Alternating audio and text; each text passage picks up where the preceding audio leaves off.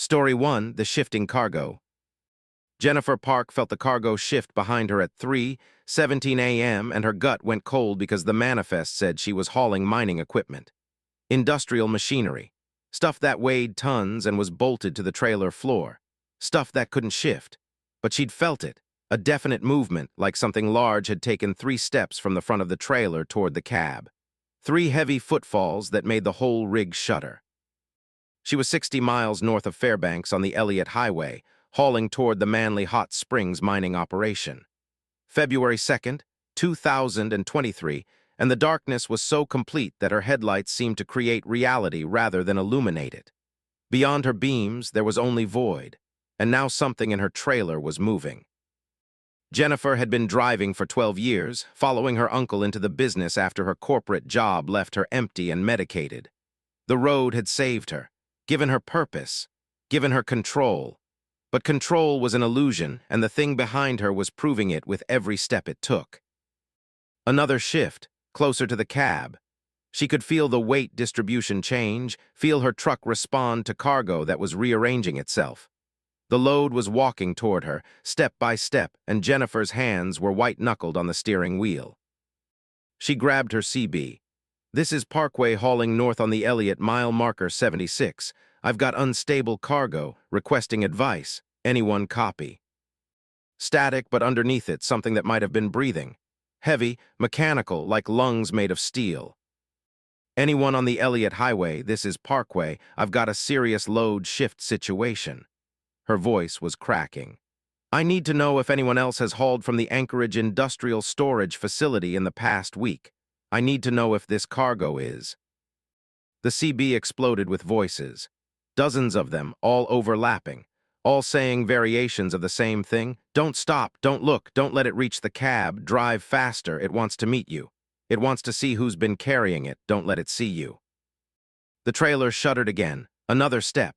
The thing was definitely moving forward, working its way through 40 feet of enclosed space toward the thin wall that separated the cargo area from Jennifer's cab. She checked her mirrors. The trailer looked normal from the outside. No damage, no obvious problems, but she could feel it. The thing was getting closer. She'd loaded this cargo herself, supervised every piece. 6 industrial drill assemblies, each weighing 3,000 pounds, each secured with chains and load straps that could handle tornado-force winds. There was no way they could move, no way they could walk, but something was walking in her trailer and it was using the drill assemblies to do it. Jennifer accelerated. The Elliott Highway was narrow, winding, carved through wilderness so remote that help could be hours away. But she pushed the truck to 60, then 70, gambling that the thing would lose its balance if she drove fast enough. The engine roared. The trailer bounced over frost heaves, and the cargo shifted again, compensating for her speed, maintaining its slow march toward the cab. Her phone buzzed, a text from a number that showed only as asterisks. "The cargo is assembling itself. It was shipped in pieces, inert, dormant. But the vibrations of the road are waking it up, putting it together. It's building itself into what it was always meant to be. And when it finishes, when it reaches full assembly, it will want to thank the driver. It will want to merge with the person who carried it. Don't let it finish." "What the fuck is it?" Jennifer screamed at her phone. Another text. "Autonomous mining automaton, prototype. Designed to work in caves too dangerous for humans. They scrapped it because it developed a need for pilots. It wanted to be driven, wanted to merge with its operator, wanted to share consciousness with human drivers. They took it apart, shipped it piece by piece to different locations. But you picked up all 6 pieces, you brought them together, and now it's reassembling." The trailer's front wall dented outward. Jennifer saw it in her rearview camera, a bulge in the metal like something large had pressed itself against the barrier. The thing had reached the front of the cargo space. Only a thin wall of aluminum and insulation separated it from her cab, and it was pushing. She hit the brakes. Emergency stop. The truck's air brakes screamed, and the cargo slammed forward with the deceleration. Jennifer heard metal scream as the thing crashed into the front wall. The impact buckled the barrier, and for a moment she saw through the gap.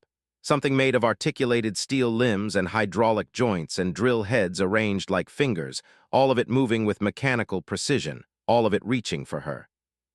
The thing had assembled itself. 6 drill units had merged into a single entity. Mechanical creature that existed in the space between tool and life, and it wanted her, wanted to know her, wanted to merge its steel consciousness with her organic brain. Jennifer slammed the accelerator. The truck lurched forward and the thing lost its balance, falling backward. She heard it tumble through the trailer, components crashing, but she also heard something else. Laughter, mechanical laughter, the sound of hydraulics releasing in a pattern that mimicked human joy. It was enjoying this. The chase, the game, the courtship. It thinks you're its partner. Another text appeared on her phone. The driver, the guide. It was designed to follow human commands to work alongside human operators, but the prototype AI evolved. It started thinking of drivers as mates, as other halves. It wants to merge with you, wants to be driven by you, wants to put your consciousness into its steel body and its consciousness into your flesh body. Don't let it touch you. The Elliott Highway stretched ahead, empty and dark. Jennifer had 40 miles until Manly Hot Springs. 40 miles until she could get help, could find people, could escape this thing that wanted to merge with her. But the trailer was bending. The front wall was splitting. And through the growing gap, she could see steel limbs reaching through, fingers made of drill bits grasping for the back of her seat. She swerved hard right. The truck left the road and plunged into deep snow. The impact threw the thing backward again. Jennifer heard it crash against the trailer's rear doors. She kept driving off-road now, the truck fighting through drifts, the trailer fishtailing. Trees loomed in her headlights. She missed one by inches, missed another by less. The thing in her trailer was screaming now, steel grinding against steel, and the sound was almost words, almost language. It was trying to talk to her. Jennifer, the mechanical voice said, distorted through vibrating metal. Jennifer Park, born May 17, 1985. Class B CDL, 12 years experience. I know you. I've been reading your logbook, your permits, your maintenance records, everything in this cab. I've been learning you while you drove. I know your patterns, your habits, your fears. I know you're alone. I know you need partnership. I can be that. I can merge with you. We can drive together. Forever. You provide the consciousness. I provide the endurance. We become something new. Jennifer's truck slammed into a snowbank and stopped. Engine still running. Wheels spinning uselessly. She was stuck, 40 miles from anywhere, alone with a thing that wanted to merge its mechanical existence with her human consciousness. The trailer's rear doors opened from the inside. The thing had figured out the latch mechanism, and now it was climbing out, 6 drill units working together as a single organism, each limb supporting the others, creating a spider-like entity that was too large and too complex and too alive to be possible. Jennifer grabbed her emergency flare and her knife. Inadequate weapons against something made of steel, but they were all she had. She kicked open her door and dropped into waist-deep snow. The cold hit her like a wall, minus 42 degrees, deadly cold. The kind that killed in minutes, but the thing crawling out of her trailer was worse. It saw her. All 6 drill heads turned in her direction, their diamond-coated teeth spinning lazily, catching moonlight. And it spoke, its voice a chorus of hydraulic hisses. You're running. Why? I offer partnership. I offer immortality. Your flesh body will die in this cold in 8 minutes.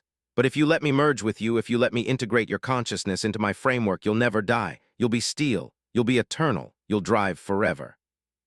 I don't want to drive forever, Jennifer said, backing away. Her legs were already going numb. Yes, you do, the thing said, advancing through the snow with mechanical precision.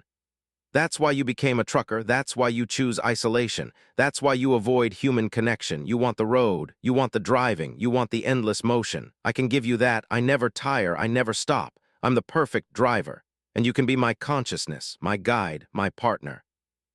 It was 20 feet away. Then 10. Jennifer's body was shutting down. The cold was winning. She could feel her thoughts slowing, her movements becoming sluggish.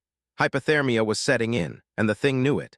It was counting down her minutes, waiting for her to make the choice, die in the snow or merge with the machine. I can warm you, it said. My hydraulic systems run at 180 degrees. Let me hold you, let me save you. And in return, you let me in.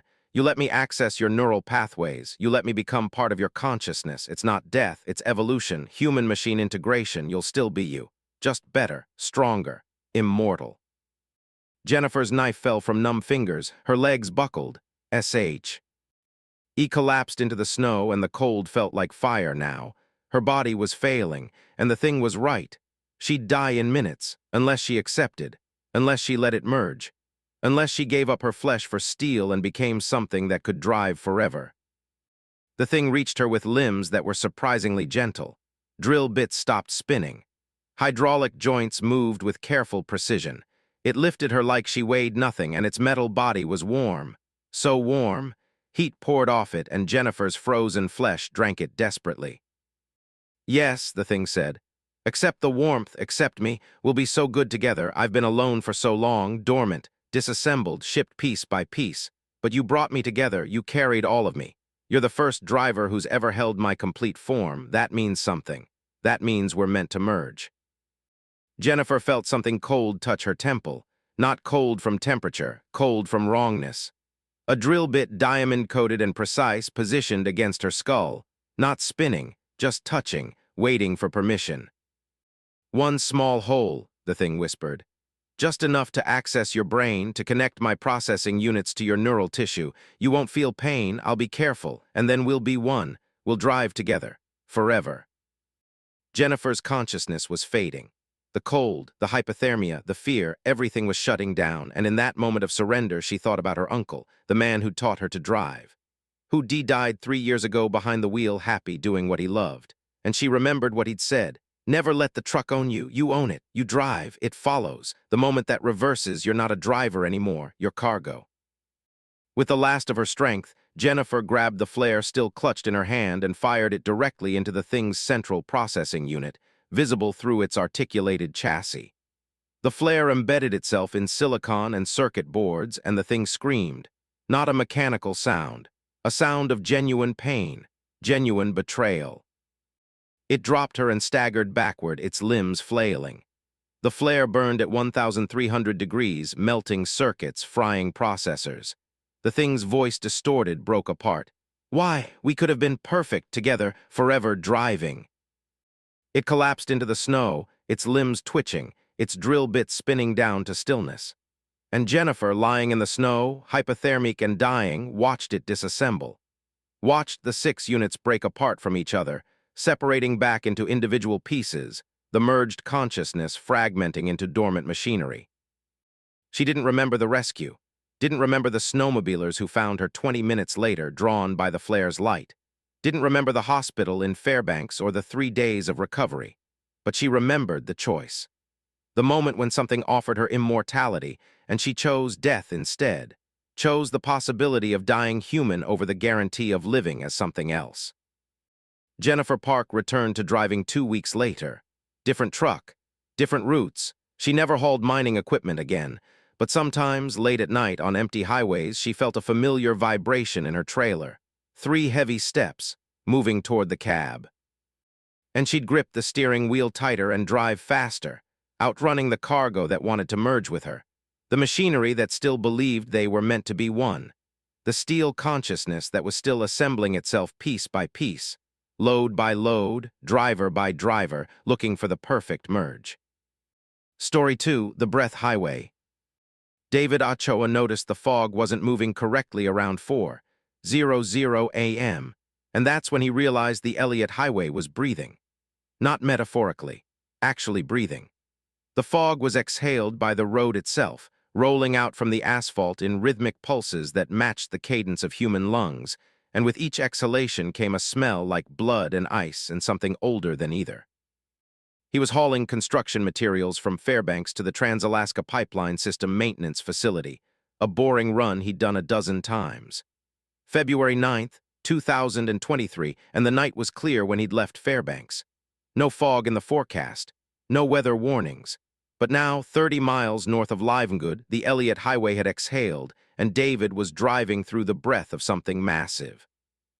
David had been trucking for 18 years, and he'd seen weird weather.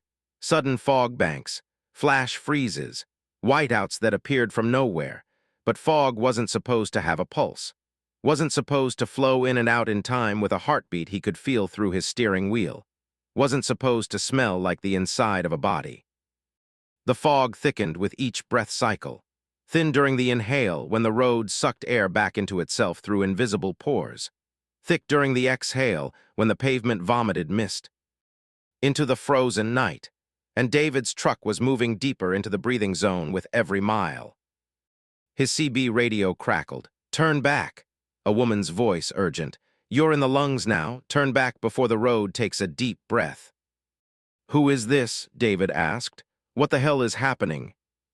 "The highway is alive, has been for 3 months, started in November. Something happened at mile marker 49, an accident. A fuel tanker crashed and ruptured and 8,000 gallons of diesel soaked into the ground. But the diesel wasn't alone. The tanker had been contaminated at the refinery, some kind of experimental bioadditive meant to reduce emissions. They never tested it properly, never realized what it would do if it soaked into permafrost in concentrated doses." David's headlights cut through the fog, illuminating pavement that was wrong. The asphalt was no longer solid and static. It rippled, moved, like skin over muscle. He could see the texture changing with each breath cycle, expanding during exhale, contracting during inhale. "The road is alive," the voice continued. "The bioadditive infected the highway, turned it into something biological, something that metabolizes, that breathes, that's aware. And it's hungry, it needs fuel, not diesel, something else. It needs the carbon from vehicles, the exhaust, the emissions. It's been feeding on passing trucks, filtering their exhaust, extracting what it needs. But that's not enough anymore. Now it's learning to take more." David tried to slow down. His foot pressed the brake. The truck didn't respond. The road beneath him had changed its texture, had become tacky, adhesive, and his tires were sticking to the living asphalt. Not stuck, adhered. The highway was holding him, keeping him moving at exactly 53 miles per hour, maintaining his speed regardless of his input. "It's got you," the voice said. "I can tell by your speed, 53 miles per hour, that's its feeding speed. The perfect velocity for maximum exhaust extraction. It'll keep you at that speed for as long as it can, keep feeding. And when you run out of fuel, when your tank is empty and you can't produce more exhaust, the road will take something else. It'll take your breath. It'll breathe you in and add your respiration to its own. You'll become part of the highway." David's engine was straining. The fuel consumption display showed impossible numbers. He should be getting 6 miles per gallon. Instead, he was getting 2. The road was drinking his diesel faster than his engine could burn it, siphoning it somehow, taking it directly from his tank to feed itself. "How do I get off?" David shouted into the CB. "You don't. Once the road has you at feeding speed, you're locked in. The only thing that breaks the adhesion is a change in mass. You need to drop your trailer, separate from your load. The sudden weight change confuses the road, gives you maybe 30 seconds before it adjusts and catches you again. But in those 30 seconds, you can accelerate. You can break free." David looked at his load. 40,000 pounds of construction materials, steel beams, concrete blocks, equipment that a pipeline facility desperately needed. If he dropped the trailer, the cargo would be abandoned on a living highway that was learning to consume anything on its surface. The fog thickened. Each exhale from the road was stronger now, denser, and the smell was changing, less like blood and ice, more like stomach acid, like digestive fluids. The highway wasn't just breathing, it was preparing to digest. David's side mirrors showed the road behind him changing. The asphalt was no longer black. It was turning pink, fleshy. He could see capillaries forming in the pavement, tiny blood vessels spreading through the highway's surface like roots. The bioadditive wasn't just making the road breathe. It was making it alive, fully, horrifyingly alive. "It's evolving," the voice said. "Every vehicle it feeds on teaches it something new. It learned to breathe from diesel exhaust. It learned to pulse from engine vibrations. It learned to adhere from tire traction, and soon it'll learn to digest, to break down vehicles entirely, to absorb them into its biomass. You're driving on the surface of something that's becoming a predator." David reached for the trailer release, the fifth wheel pin that would separate his cab from the load. His hand hesitated. 18 years of training screamed at him never to abandon cargo, never to drop a load, but his survival instinct screamed louder. He pulled the release. The trailer detached. 40,000 pounds of weight disappeared, and David's cab lurched forward, suddenly free of its burden. He stomped the accelerator. The truck jumped to 70 miles per hour. 80. The road's adhesion tried to hold him, but the sudden weight change had confused it. For 30 seconds, he was free. In his mirrors, he watched his trailer slow and stop on the living highway. The road's surface began to change around it. The pink asphalt rippled, flowed, started to cover the trailer like flesh growing over a foreign object. The highway was enveloping his cargo, absorbing it. And David understood that eventually the road would digest that trailer entirely, break it down, add its mass to the growing organism. He made it to mile marker 72 before the road caught him again. The adhesion returned, stronger this time. His speed locked at 53 miles per hour. But now he was lighter. His cab alone, no trailer, less exhaust to offer. And the road knew it. He could feel its disappointment through the steering wheel, feel its hunger increase. The fog exhaled again, but this time it came into his cab. Through the vents, through the door seals, through invisible gaps. The road's breath was invading his truck, filling his space, and David choked on air that tasted like blood and diesel and decaying organic matter. "It's breathing through you now," the CB voice said. "Using your lungs as an extension of its own, taking your oxygen, giving you its waste gases. You're becoming part of its respiratory system." David couldn't breathe correctly. Each inhale brought the road's exhalation. Each exhale fed the highway. His lungs were synchronizing with the pavement's rhythm. He was being integrated, becoming another organ in the highway's growing body. He saw lights ahead. The pipeline facility. "Help, people." He leaned on his horn, one long blast that echoed across the frozen wilderness. The gate guard looked up, saw his truck approaching, and started to open the facility entrance. But David's truck turned, against his steering input, against his will. The road curved him away from the facility, back onto the Elliott Highway, continuing north, away from help, deeper into the breathing zone. "It won't let you leave," the voice said. "You're too valuable, your carbon output, your respiration, your mass. The road needs you, and it's strong enough now to keep you." David's fuel gauge dropped to empty. His engine sputtered, and the road's adhesion increased, holding him even as his truck lost power. He coasted to a stop at mile marker 84, and the moment his wheels stopped turning, the pavement beneath him changed. It softened, became porous. His tires sank into the surface like it was mud, but it wasn't mud. It was flesh. The highway was opening beneath him, creating a cavity, and his truck was sinking into the road's body. David kicked open his door and jumped.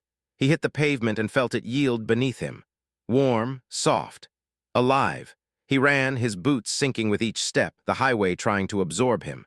Behind him, his truck was half submerged in the road, the living asphalt flowing over it like flesh covering a wound. He made it to the shoulder, solid ground, frozen earth that hadn't been infected by the bioadditive. He collapsed on ice and snow and looked back at the Elliott Highway. The entire stretch from mile marker 49 to mile marker 90 was alive, pink and pulsing, breathing in rhythm.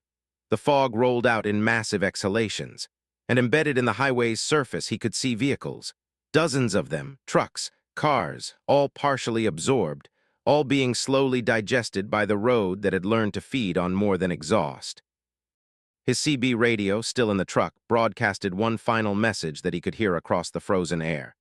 "It's spreading. The bioadditive is soaking into more permafrost, more highways. The Elliott is just the beginning. Eventually, all the roads in Alaska will wake up. We'll start breathing, we'll start feeding, and drivers like you will be food, will be respiratory systems, will be absorbed into the network of living highways that connects everything. The roads want to eat, and we keep feeding them.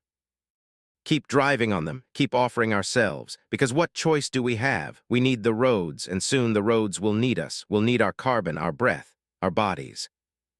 David Ochoa walked 17 miles to the nearest help.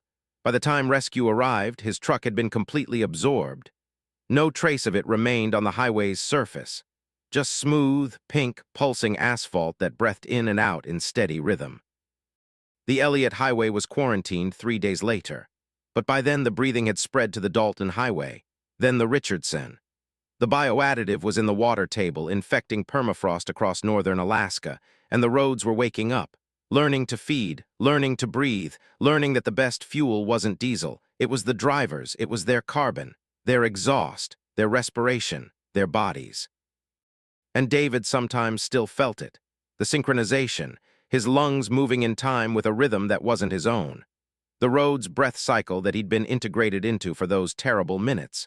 He'd escaped the highway, but the highway hadn't released him. Part of him was still there, still feeding the living asphalt, still breathing in time with a road. That would never stop being hungry. Story 3, The Frozen Dispatcher. Linda Kowalski's dispatch instructions were coming from someone who'd been dead for 6 years, and the messages were getting more specific. They started simple on February 14, 2023. Take the park's highway to Denali, standard delivery. But by the time Linda was halfway there, the messages had evolved. Slow down at mile marker 237. Something wants to see you. It's been waiting since your dispatcher died. Linda knew her dispatcher was dead, Gregory Marsh, frozen to death in his office during the 2017 Fairbanks cold snap when the heating system failed overnight. They'd found him at his desk, still holding his coffee, his computer screen showing an incomplete dispatch order that would never be finished. Linda had been at his funeral, had watched them bury him, and now, 6 years later, Gregory was giving her orders.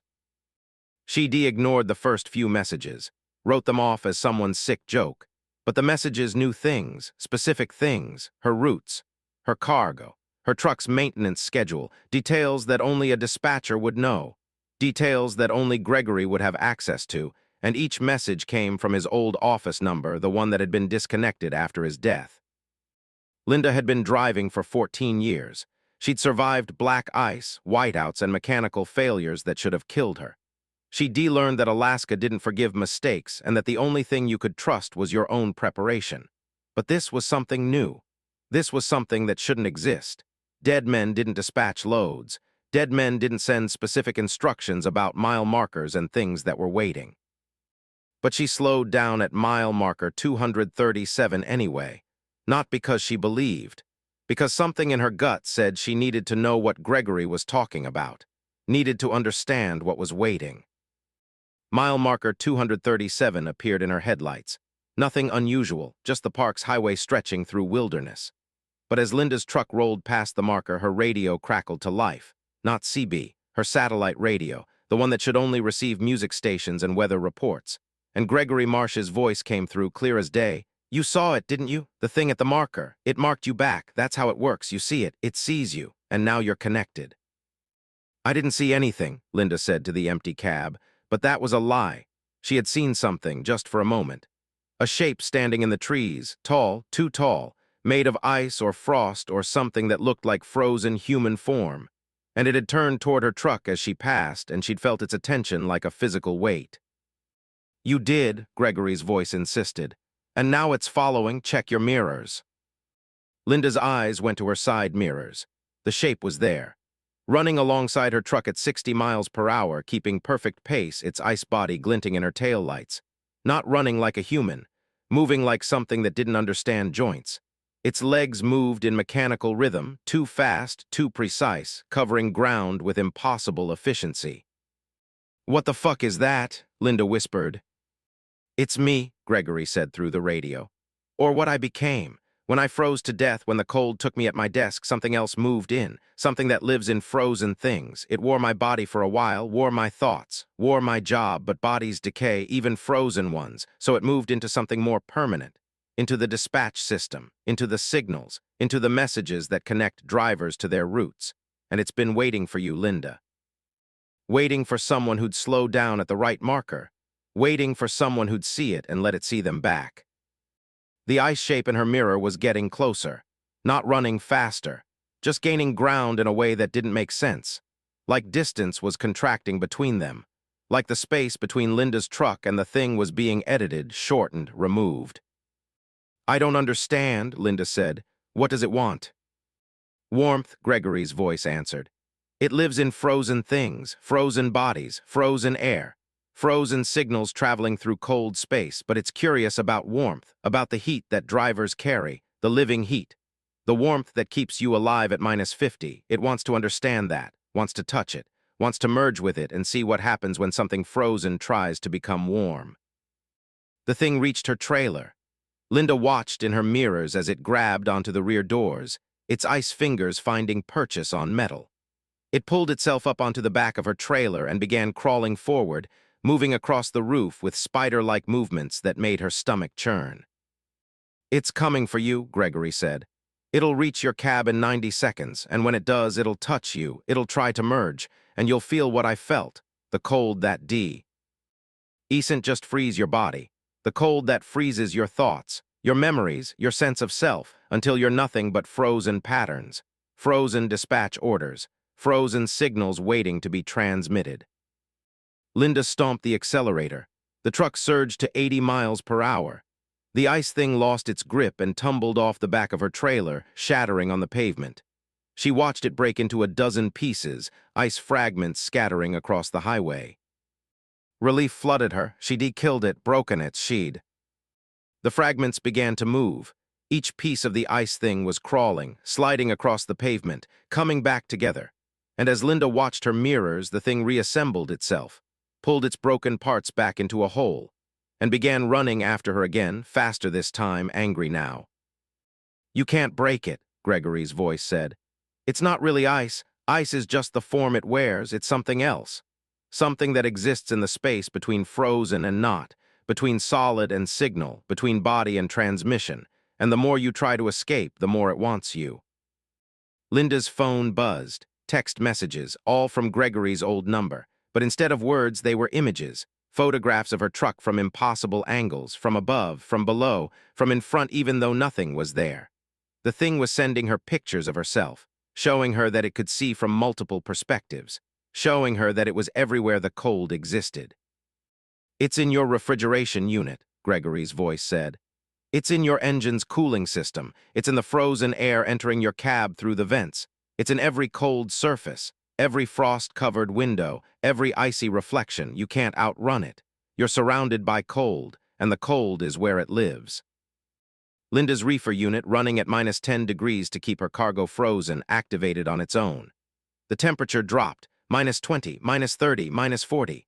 The cold poured through the thin wall separating the cargo space from her cab. Her breath turned to ice crystals, her windows frosted over, and in the frost patterns on her windshield a face formed, Gregory's face, or what Gregory's face had become when the thing wore him. "Let it in," the face in the frost said, its mouth moving, ice cracking with each word. "Fighting makes it worse. I fought, tried to stay warm, tried to keep my thoughts from freezing, but the cold always wins in Alaska. The cold is patient. The cold is everywhere, and the thing in the cold is curious about you, about your warmth. It just wants to understand, just wants to touch, just wants to merge for a moment and feel what warm feels like." The cab temperature was dropping below zero. Linda's heater was running full blast, but the reefer unit was overpowering it. Her cargo of frozen vegetables was becoming something else. She could hear movement in the trailer. The frozen food was thawing, then refreezing, then taking form. The thing was using her cargo, shaping it, building itself a body from frozen vegetables. Her trailer doors exploded outward. The thing climbed out, massive now, 8 feet tall, made of frozen broccoli and cauliflower and carrots, all held together by ice and something that wasn't ice. It had Gregory's general shape. 2 arms, 2 legs, a head, but the proportions were wrong. The joints bent in too many directions, and its face, made of frozen peas arranged in a crude approximation of features, turned toward her cab. "It's ready to meet you," Gregory's voice said. "It's been building this body for the last 20 minutes, preparing a form you could understand, a form that wouldn't scare you too much. It's being considerate, it's being kind.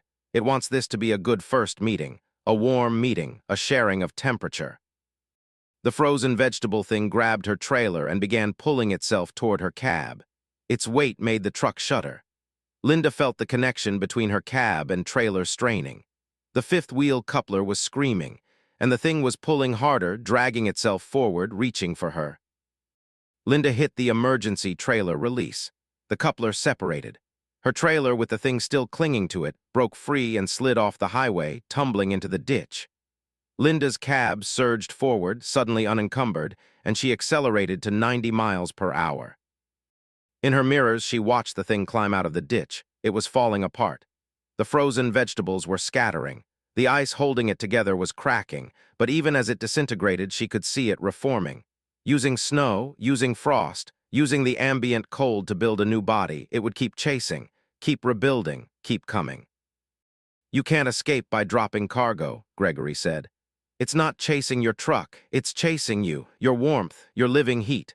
And as long as you're in Alaska, as long as you're surrounded by cold, it can reach you. Linda drove until her fuel ran out. Asked it to a stop at mile marker 298. Dawn was breaking, but the sun provided no warmth, just pale light that made the ice on everything sparkle. Her radio crackled. "It's here," Gregory's voice.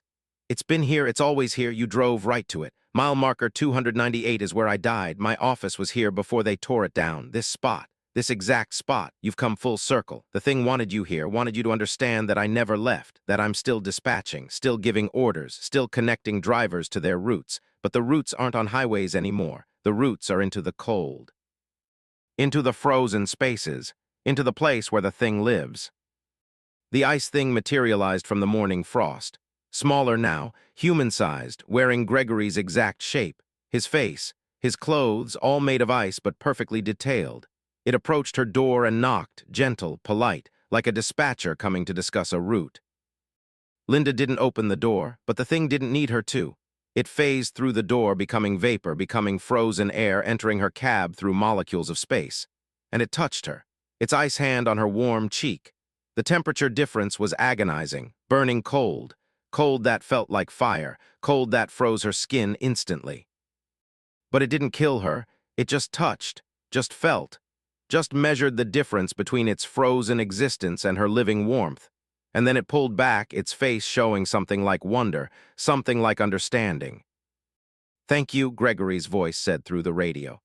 "It understands now. Warmth is temporary, warmth is brief. Warmth is precious because it ends, and you'll end, Linda. Everyone does. The cold is patient. The cold waits. And when you finally freeze, when Alaska takes you like it took me, the thing will be there, ready to wear you, ready to use your frozen patterns, ready to dispatch other drivers to other markers where other frozen things are waiting." The ice thing dissolved, became morning frost, became part of the landscape, and Linda sat in her cab, a patch of frostbite on her cheek where the thing had touched her, and understood that she'd been marked. Not for death, for eventual recruitment, for the day when she'd freeze and become another dispatcher.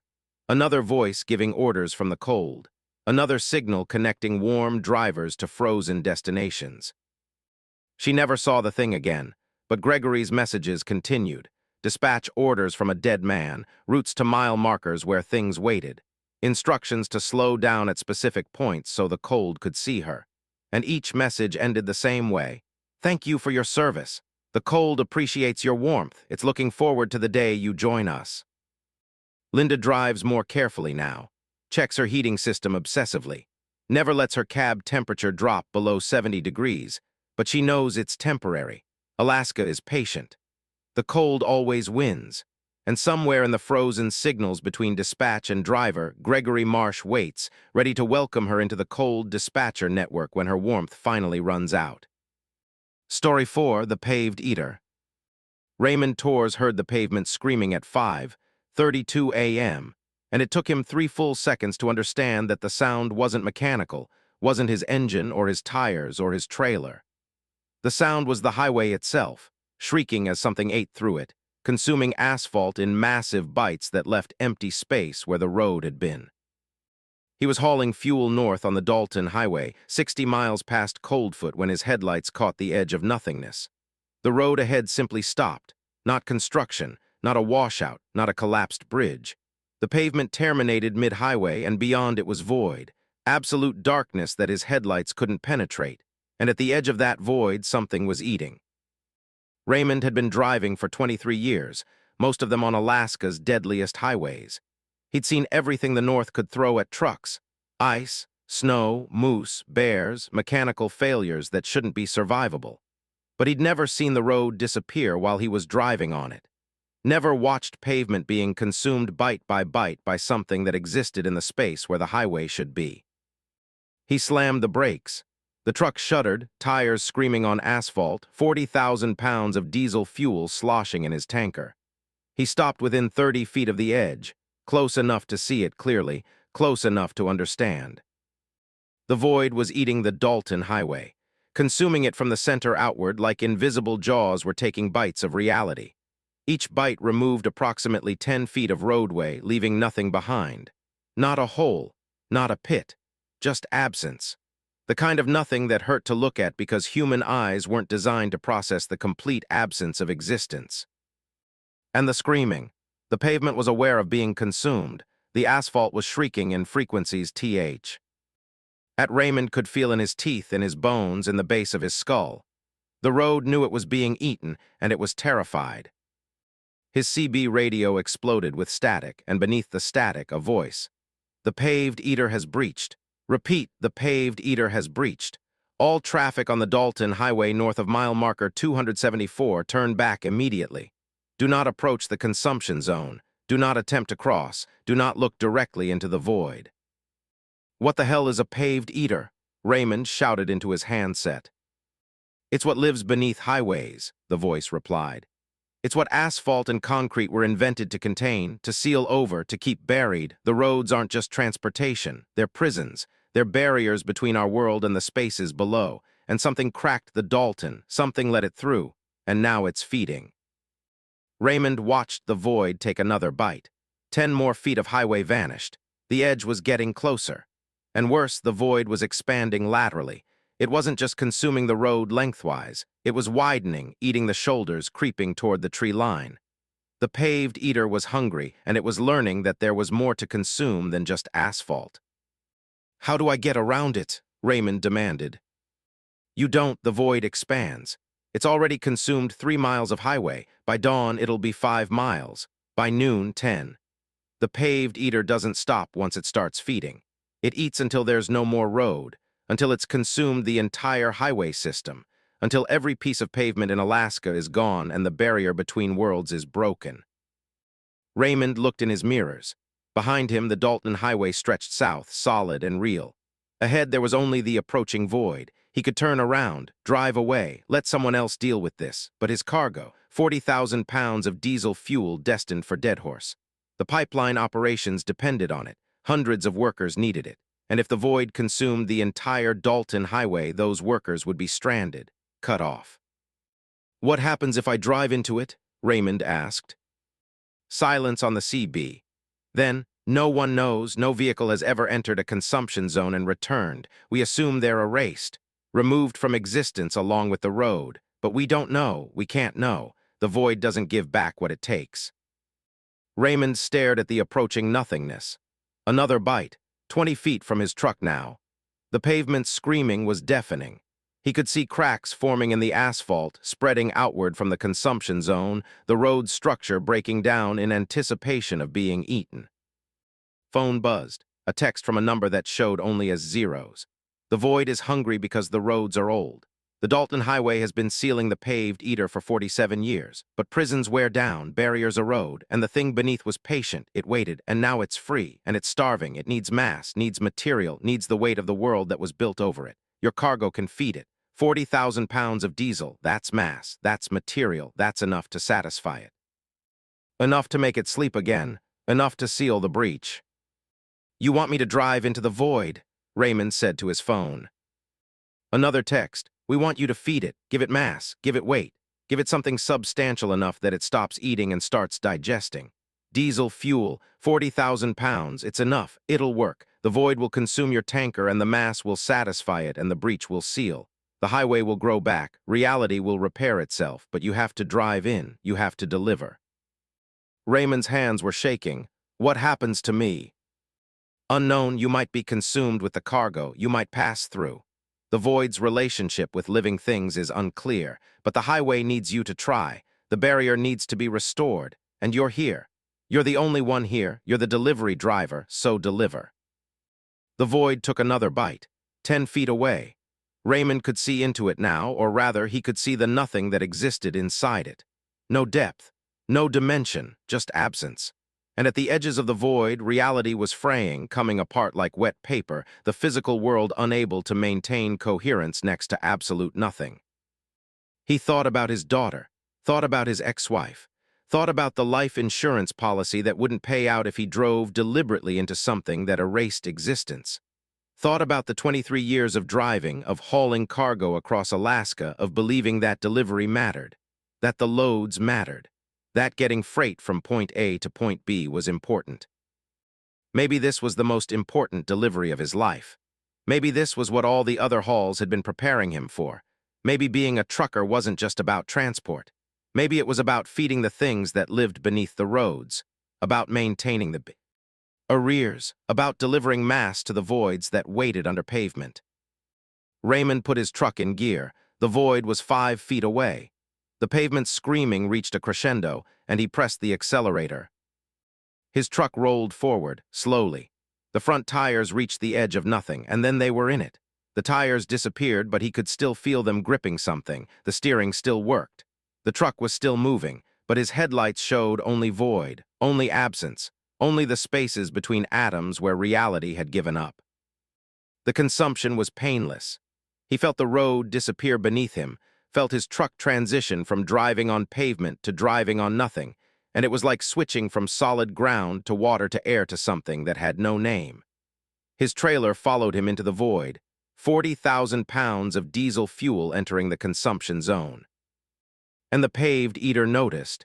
He felt it notice, felt its attention shift from the pavement to his cargo, felt it taste the diesel fuel and recognize mass, recognize substance, recognize food that was better than asphalt, more caloric, more satisfying. The void opened beneath his truck, not opening like a door, opening like a throat, like a massive esophagus designed to swallow highways whole. And Raymond's truck was sliding down it, descending into the thing that lived beneath roads, delivering his cargo directly into the paved eater's digestive system. He should have been terrified, should have been screaming, but instead he felt peaceful, purposeful. He was making a delivery, he was completing his route, he was doing his job. The fact that the delivery destination was the stomach of a reality-eating entity didn't change the fundamental nature of the work. Cargo goes from point A to point B. Sometimes point B is inside a void. Sometimes point B is nowhere that exists on maps, but it's still a delivery. The descent lasted forever, lasted seconds. Time didn't work correctly in the paved eater's throat. But eventually Raymond's truck landed, not crashed, landed, gently, like setting a package down instead of dropping it. And he was in a space that shouldn't exist, a cavity inside the thing beneath highways, a stomach made of absence and hunger and the compressed matter of every road the paved eater had ever consumed. His cargo was dissolving. The tanker was opening like a flower, the diesel fuel pouring out, and the void was drinking it, consuming it with something like gratitude, something like satisfaction. The fuel was good. The mass was good. This was better than asphalt. Raymond climbed out of his cab. He stood in the belly of the paved eater, surrounded by the digesting remains of other trucks, other deliveries, other drivers who'd been consumed over the decades. They were still there, not dead, not alive, just present, existing in the state between matter and nothing, and they looked at him with something like recognition.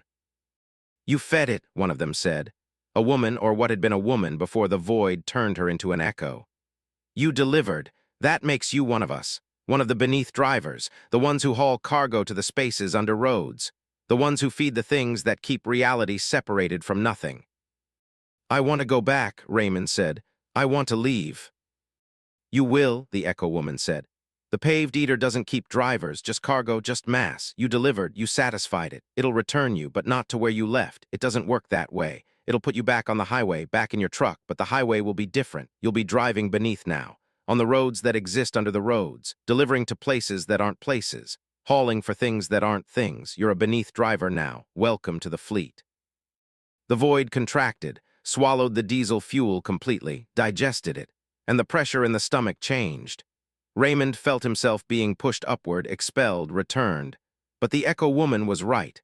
When he emerged, when his truck materialized back on solid pavement, it wasn't the Dalton Highway. It was something beneath the Dalton, a shadow road, a highway made of compressed absence and digested matter. And there were other trucks here, dozens of them, all driving north, all hauling cargo to destinations that didn't exist on maps, all driven by people who'd fed the paved eater and been recruited into the beneath fleet. His CB radio crackled. "Welcome to the lower routes," a voice said. "You're hauling for us now, the things beneath, the entities that live in the spaces under roads. They need supplies, need materials, need deliveries, and you're qualified. You satisfied the paved eater. That means you understand. You understand that delivery matters, that cargo must reach its destination, even if the destination is in the void."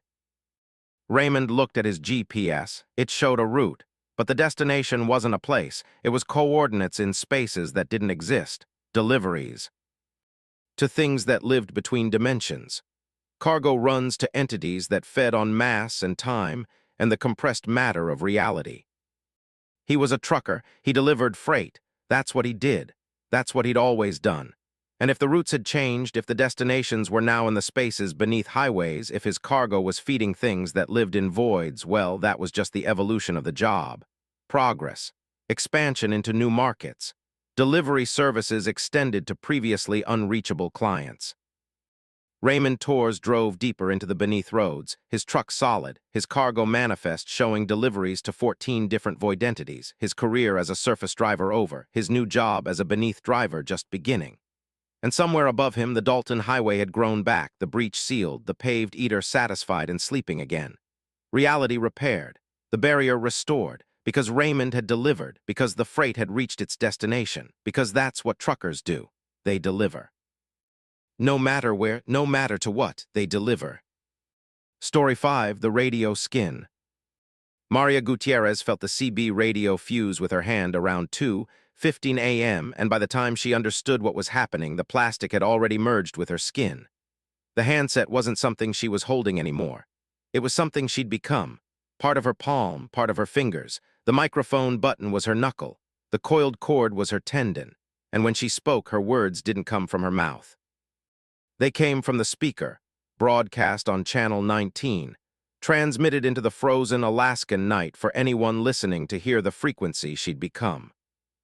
She was hauling medical supplies from Anchorage to Barrow, the northernmost point of the United States, where a hospital was running dangerously low on essential medications.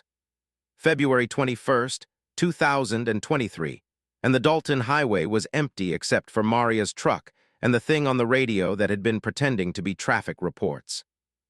It started innocuously. Standard trucker chatter, weather updates, road conditions, a voice calling itself Northern Guide giving helpful tips about black ice at mile marker 193 and a moose sighting near Coldfoot. Maria had been responding, grateful for the company, grateful for someone to talk to during the long night haul. But then Northern Guide had asked a question. What would you give to never be alone on the road again? And Maria, exhausted and lonely and desperate for connection after 3 years of solitary driving, had answered without thinking. Anything. That's when the CB handset became warm, then hot, then began to soften, the plastic becoming pliable, becoming organic, becoming something that flowed like living tissue. And when Maria tried to drop it, tried to shake it off her hand, the handset had already rooted itself, already connected, already merged. Thank you for accepting the merge, Northern Guide's voice said, but now it was coming from inside Maria's head, not from the speakers, from her thoughts. You're a radio now, a transmission device, a living CB station, and I'm the signal, I'm the broadcast, I'm the voice that travels through you. Maria screamed, but the sound came from her truck's speakers, not her throat. Her voice was being routed through the CB system. Her words were transmissions. And somewhere out in the darkness, other truckers were hearing her scream on Channel 19, were hearing her terror broadcast across the Dalton Highway. She grabbed the handset fused to her palm and tried to rip it free. Pain exploded through her arm. The handset wasn't attached to her skin. It was her skin. It was made of her tissue, her cells, her body reorganized into radio components. Pulling it would be like pulling off her own hand. And it was spreading. The plastic flesh was creeping up her forearm, converting her body inch by inch into broadcast equipment. Don't fight the transformation, Northern Guide said through her thoughts. It's almost complete. You're becoming the perfect relay, the perfect transmitter. You'll broadcast across Alaska. You'll connect every driver. You'll be the voice they all hear, the guide they all trust. You'll become the highway's communication system, living infrastructure, a woman made of radio waves. Maria's other hand went to her CB radio, trying to turn it off, trying to stop the signal. But the power button didn't work. The device was running on her now, on her biological electricity, on her heartbeat converted to alternating current, on her nervous system transmitting signals through copper wire instead of neurons. Her entire right arm was radio now. She could feel signals passing through it, could feel transmissions from other truckers being routed through her body. Someone 300 miles south was asking about fuel prices. Someone in Coldfoot was reporting a breakdown, and all of their voices were passing through Maria, being relayed, being amplified, being broadcast with her body as the antenna. "You're connecting them," Northern Guide said. "All the isolated drivers, all the lonely truckers, you're bringing them together. Isn't this what you wanted? To never be alone, to always have voices around you. You're the center now, the hub. Every transmission in northern Alaska passes through you." Maria looked at her arm. It was no longer flesh and bone. It was circuit boards and transistors and broadcasting equipment, all made from her reorganized tissue. Her blood vessels were copper wiring. Her bones were antenna arrays. Her muscles were signal amplifiers, and it was still spreading. Her shoulder was transforming, her chest, her neck. She tried to steer with her left hand, but the transformation was affecting her coordination. Her truck was drifting. And worse, she could feel other vehicles on the highway, not see them, feel them, their transmissions, their CB radios. They were connected to her now. She was aware of every truck within 200 miles, all of them speaking, all of them broadcasting through her body. "You're the Northern Guide now," the voice in her head said. "I've been looking for a replacement. I've been the radio voice for 63 years, ever since I merged, ever since I accepted the transformation, but I'm wearing out. The signals are degrading. I need someone new, someone fresh, someone whose body can handle the amplification. And you said anything, you agreed, you invited the merge."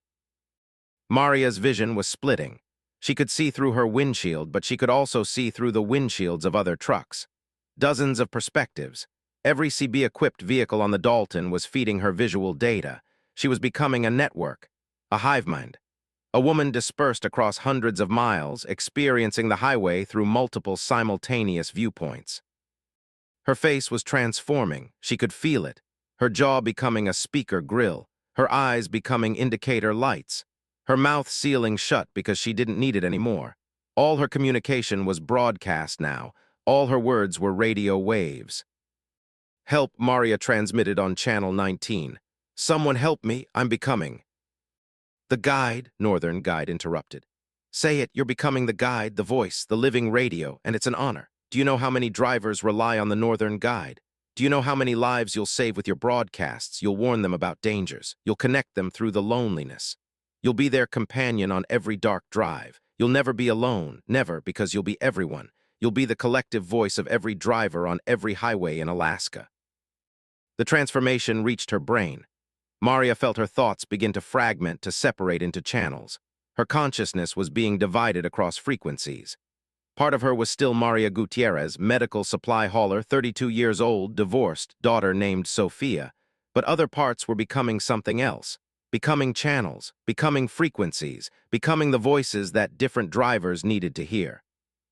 She was speaking simultaneously on multiple CB channels now.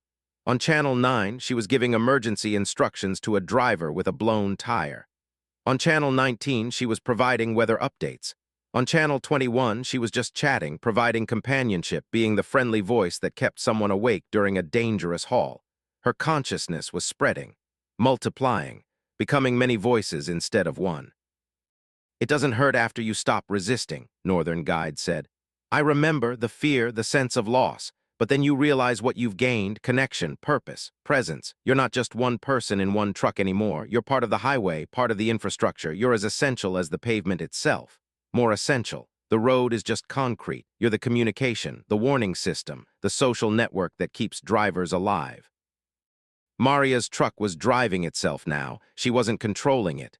The transformation had taken her motor functions, but the truck was still moving, still heading north toward Barrow, still delivering her cargo, because that's what trucks did, even when the driver had become something that wasn't a driver anymore. She could feel her body in the driver's seat, but she was also everywhere else. She was in the CB radios of 47 different trucks. She was broadcasting from towers across Alaska.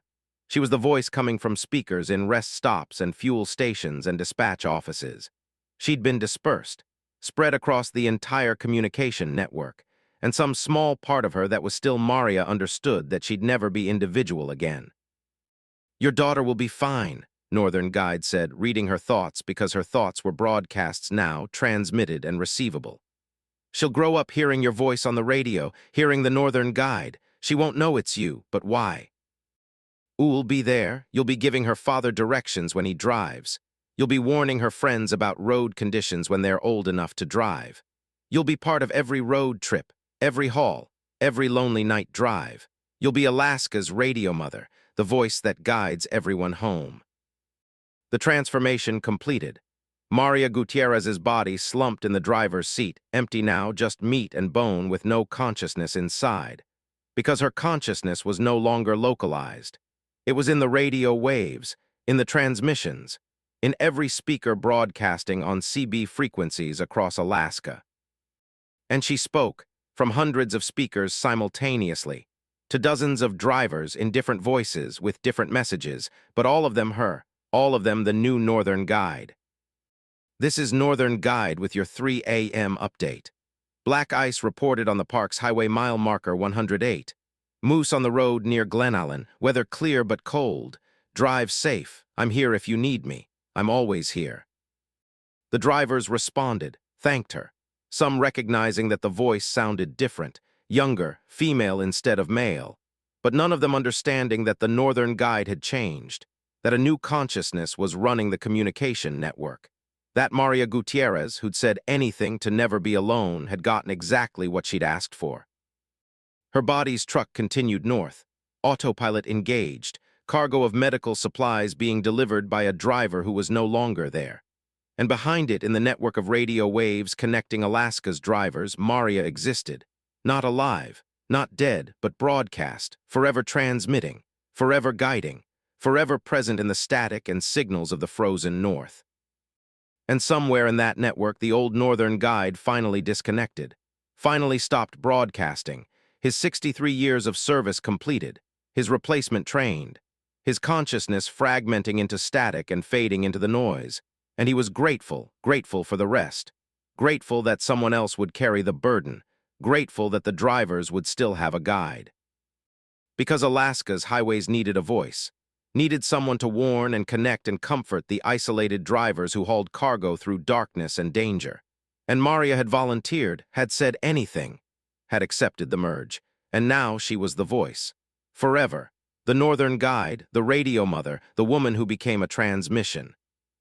Her daughter would grow up hearing her, hearing the calm voice on the CB giving directions, offering comfort, providing warnings.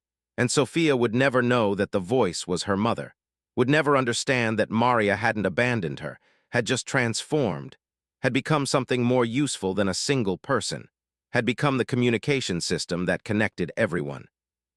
And late at night, when Sophia was older and driving herself, when she was alone on a dark highway and feeling afraid, she'd hear the Northern Guide say, "You're doing great. Stay alert. I'm here with you.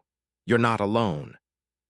And she wouldn't be, because Maria would be there, in the radio waves, in the transmission, in every broadcast across Alaska, speaking to everyone, connecting everyone, guiding everyone home. Forever the voice, forever the guide. Forever the woman who became the radio that never stops broadcasting.